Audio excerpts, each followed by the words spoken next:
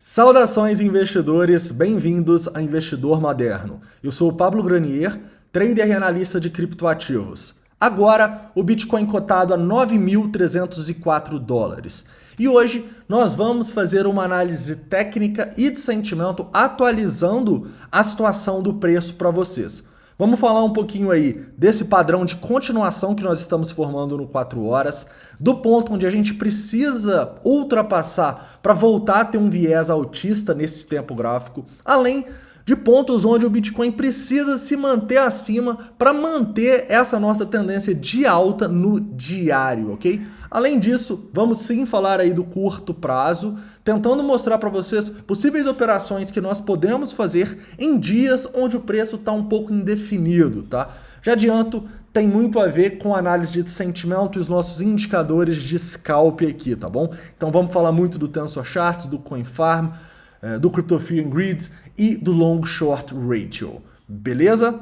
Então, antes de começar, não esquece de deixar o seu like, se inscrever no canal caso ainda não seja inscrito e usar os comentários para deixar suas dúvidas, sugestões ou críticas que eu responderei assim que eu puder. Vamos lá, investidores! Começo aqui com uma análise no 4 horas para relembrar para vocês a situação que a gente está vivendo, né? O Bitcoin, ele está sim em tendência de baixa no 4 horas devido aos meus indicadores. Então, nesse momento, o que a gente realmente precisa fazer é romper essa zona de resistência das médias exponenciais, da nuvem de Ishimoku e desse ponto de controle que vocês podem ver aqui. Essa zona, no momento, se encontra entre os 9.400 dólares e os 9.550, tá? Eu vou colocar até os 9.600 porque a gente deixou 3 topos importantes nessa região. Então, para mim, o mais importante para o Bitcoin, para ele retomar a alta, é o rompimento dessa região, tá? Se ele conseguir romper essa região e completar este padrão de continuação que a gente está vendo e vai falar sobre ele em tempos gráficos menores, eu sim vou ficar com um viés mais otimista para o Bitcoin para a gente conseguir romper este triângulo ascendente no diário, tá bom? Ou seja, atenção a essa região dos 9.600, para quem é mais conservador. Realmente, uma entrada seria somente depois de uma conclusão desse triângulo. Porque lembrem-se, nós estamos num triângulo aqui, ao meu ver, ascendente no diário e que a gente ainda tem tempo aqui e espaço nesse triângulo para ficar alguns dias e semanas dentro dele, tá? Esse triângulo só vai fechar aqui lá no começo de setembro. Então, não é coisa de outro mundo imaginar que o Bitcoin ele possa sim ficar dentro desse triângulo até tomar uma decisão, tá? Como é um triângulo ascendente, a maior probabilidade é um rompimento para cima, mas nós sabemos que nunca devemos considerar só isso para as nossas decisões, né? Por isso que eu também quero aqui no diário mostrar para vocês pontos onde o Bitcoin não pode perder para a gente reverter essa tendência de alta no diário, tá?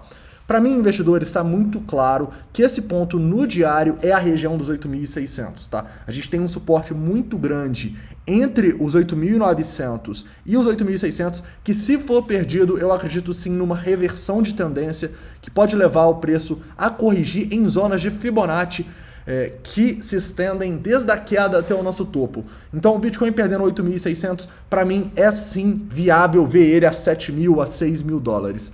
Antes disso, eu acho improvável que isso aconteça e que a maior probabilidade é sim que a gente veja esse preço a 6.000 dólares. Eu acho que essa maior probabilidade será somente se a gente perder a região dos 8.600, ok?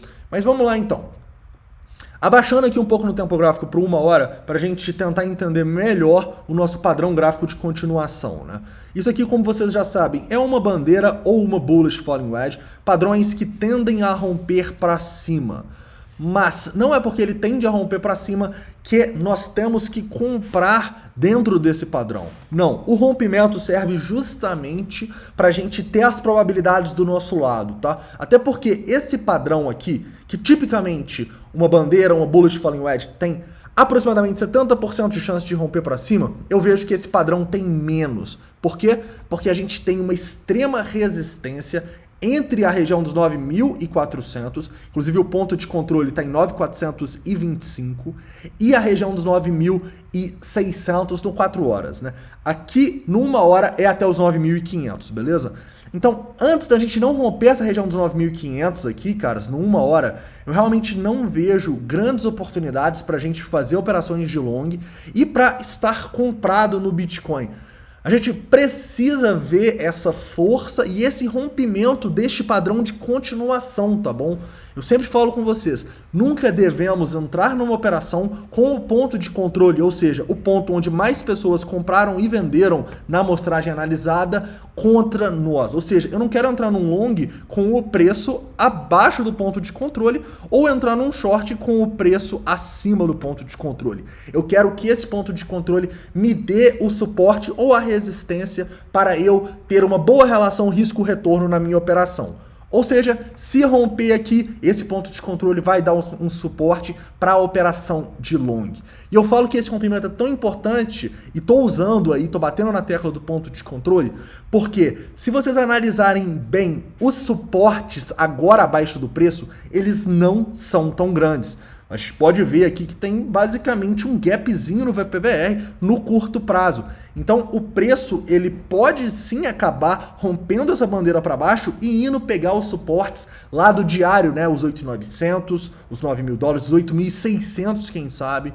Então, caras, eu realmente vejo que o mais seguro é aguardar realmente um rompimento desse padrão para a gente ter as probabilidades do nosso lado, tá? Enquanto tá aqui, a gente está num momento bem indeciso e momentos difíceis para operar day trade ou swing trade, né? Mas nesses momentos, são momentos onde a gente não pode operar? Não, tá? Pelo contrário, scalps são ótimos nesses momentos. Momentos onde a gente encontra ranges de preço. Ou seja, pontos onde a gente está tendo forte resistência acima e forte suporte abaixo. Então, utilizando a análise técnica, entendendo a tendência e esses pontos de resistência e suporte, a gente pode usar também a análise de sentimento para pegar ótimas operações que vão dar aí grandes lucros pra gente em dias que day traders e swing traders não vão operar, tá bom? Então, quais são os indicadores aqui mais simples que a gente tem de análise de sentimento que vocês estão cansados de saber? O Open Interest e as liquidações. Pontos onde a maioria das pessoas estão comprando errado ou sendo liquidadas são pontos onde a gente vai estar de olho para fazer o contrário. Exemplo, no nosso fundo aqui, olha só, em 9.230, olha o tanto de liquidação que a gente teve. No nosso último topo ali, quando a gente foi em 9.450, olha a queda no Open Interest e olha as liquidações. Então você pode sim trabalhar os indicadores de sentimento, desde que você entenda o risco, né? Já que a gente está num ponto indefinido e coloque o seu stop. Beleza? Outra questão muito importante nesses scalps, né, é o volume. E a gente entender em pontos que muitas pessoas estão vendendo errado, tipicamente são pontos de fundo, tá? Esse aqui foi o último fundo, por exemplo, que a gente deixou. Assim como pontos onde muitas pessoas estão comprando, é um ponto de topo, tá? A gente teve muita compra, por exemplo, hoje de manhã, quando a gente foi lá próximo aos 9.450. Beleza? Então, usem essa indefinição do preço a favor de vocês. Mas entendam que se o preço tomar uma decisão, você pode tomar um stop, tá? Então, fique atento para deixar seus stops nessa decisão. Se o preço, por exemplo, romper para baixo com força aqui, os 9.200, ou se ele romper acima dos 9.500 e encontrar suporte no ponto de controle. Beleza? Olhando aqui e traçando um Fibonacci para a gente ver possíveis pontos onde o preço pode parar, eu vejo aqui claramente que a gente já parou uma vez em 0,5 e eu vejo que essa região dos 9.150 pode ser uma região de acumulação se a gente continuar essa queda aqui no nosso padrão de continuação. Por quê? Porque eu enxergo que é uma região onde as instituições estão deixando ordens, tá? Elas antes estavam deixando aqui nos 9.300 e agora as maiores ordens já estão mais abaixo, tá? Já estão nos 9.170, 9.160. Então é por isso também que eu encaro que essa região do 0,618 pode ser uma região de acumulação, caso o preço continue essa baixa. Beleza, investidores? Um ponto um pouco negativo que eu tenho que mostrar aqui nessa análise de sentimento, na verdade, são dois. Primeiro, o nosso VWAP no 1 hora está demonstrando resistência, tá? A gente não está conseguindo fechar candles acima desse VWAP, inclusive nesse pump que a gente teve até os 9.450, a gente teve 6 candles que tentaram fechar acima e não conseguiram. Então sim, o VWAP aqui que no momento está próximo a 9.380 é uma zona de resistência, assim como este ponto de controle aqui, como vocês podem ver, que está mais ou menos ali nos 9.430, 9.425, ok? Antes disso, realmente é difícil a gente ficar confortável com operações de long ou posicionados no Bitcoin, correto? Outro ponto negativo que eu tenho que mostrar para vocês, e para isso eu vou até abaixar um pouco o tempo gráfico aqui e ir para os 5 minutos. Outro ponto negativo que eu vou mostrar é realmente em relação ao book, tá? E o que as instituições começaram a fazer nas últimas horas, demonstrando pra gente que o interesse delas por acumulação pode ter mudado. Já pegando aqui dos 5 minutos, eu vou mostrar para vocês por que esse interesse das instituições em compras está diminuindo, assim como o interesse em vendas está aumentando. Reparem que, quando a gente teve esse rompimento dos 9.400 mais cedo, as instituições fizeram de tudo para manter o preço acima, né? Olha só, a gente tem uma predominância das vendas no topo, porém, depois, quando a gente começou a consolidar ali em 9.400, 9.300 e tanto, a gente tinha uma predominância das ordens de compra, né? E foi só nas últimas horas que a gente começa a ver uma predominância mais forte das ordens de venda. O que isso quer dizer? Quer dizer que muitas das instituições que estavam tentando não deixar o preço cair aqui, desistiram, e algumas com certeza até estão apostando na baixa agora. Não é difícil da gente ver que há muito mais ordens de venda acima aqui no book do que de compra abaixo. Na verdade, ordens significativas de compra já estão mais próximas lá dos 9.200 e da zona de acumulação em 0,68 que eu falei com vocês em 9.160, 9.170, ok? Então, atenção a isso. O MDM auxilia a gente bastante a ver isso aqui de uma maneira menos subjetiva, igual a gente tem os números aqui. Aqui a gente realmente tem a soma desses números na porcentagem definida. Então mostra pra gente uma fraqueza aí das instituições que estavam tentando fazer o mercado subir, correto? Continuando agora e fazendo uma análise de sentimento de tempos gráficos maiores, né, utilizando o Funding e o Premium Index.